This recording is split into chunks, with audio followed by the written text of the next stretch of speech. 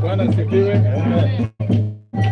Ujumbe wangu kwa watoto wa mji huu na wajukuu na watu wa ukoo ni kwamba Mungu ndiye anainua watu, na vile ameinua huyu mama, watoto wa mji huu msimame imara naye, kwa sababu God does not respect anyone. Wakati watoto wa Haruni walicheza, Mungu hakuwahurumia. Walianza kubadilisha mambo katika wakati ya ubane, wakichoma vitu vingine. Kwa hivyo watoto wa mji huu yangu, injili yangu ni fupi tu, utembea kama mtoto, vai kama mtoto wa Korani, zungumza kama mtoto wa Korani.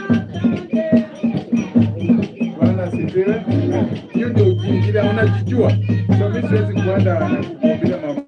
Lakini for example Bible, watoto wa Haruni walipoanza kuongeza mzigo katika kazi ya Mungu, Mungu alikasirika na watu wasiishi.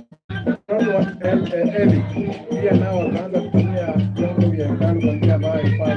Mungu hakufurahi. Kwa hivyo Mungu hatafurahi nyinyi watoto wa mji huu kama hamtaenenda katika mambo ambayo anataka mwende. Lakini anataka wewe mwenyewe ujue kwamba wewe ni mtoto fulani, utendeka kama mtoto fulani. Baba yako akiwa headmaster wa shule, wewe mtoto wa headmaster unakuanga headmaster kwa hiyo shule. Bwana sifiwe. Baba yako akiwa headmaster, hata mwenye yako akiwa headmaster, wewe si headmaster kwa hiyo shule. Kwa hivyo huyu mama Eunice ni kuhani, lakini nyinyi ni watoto wa kuhani.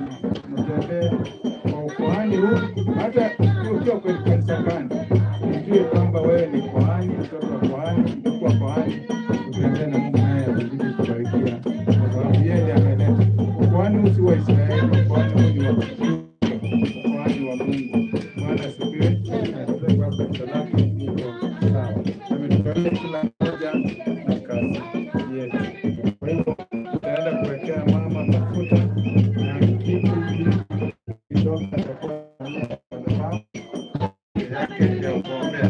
Hata ukija kama yuko unaomba, sababu hii nyumba itakuwa kuwa nyumba ya ukuhani, kufuatana vile umetoka Nineve, ndio tulipewa bila upande. Mimi ingawa watu ambao wanafanya kazi ya ukuhani, hakuna haja kuja mpaka Nineve, unaweza kuja hapa. Hata mama ameombewa hapa na kuhani, unaenda kwa nyumba hiyo na utapata kuhudumiwa na Mungu.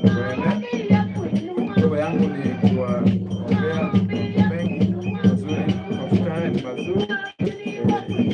Wale ambao wanaamini wanaweza kutekeleza kazi.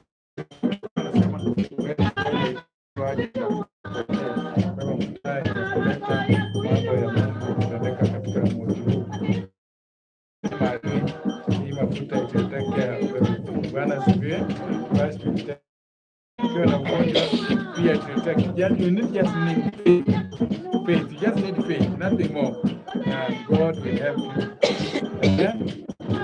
So, mama, jana mkubwa, uke mafuta. Ukiona utapiga magoti ni sawa. Ukiona sawa itakuweka. Na kama utaki mkuliwa itakuwa kwa mkono. Ile yote pia shida. Mimi naitwa pia John mara sarusi. Sasa mimi ni John Arumbe. Kila anajiita msa anaona kama pesa mweka mafuta. Bwana sifiwe. Ndio jina langu. Mambo ya samani na nataka kuweka mafuta. Ili aweze kufanya kazi. Piga magoti.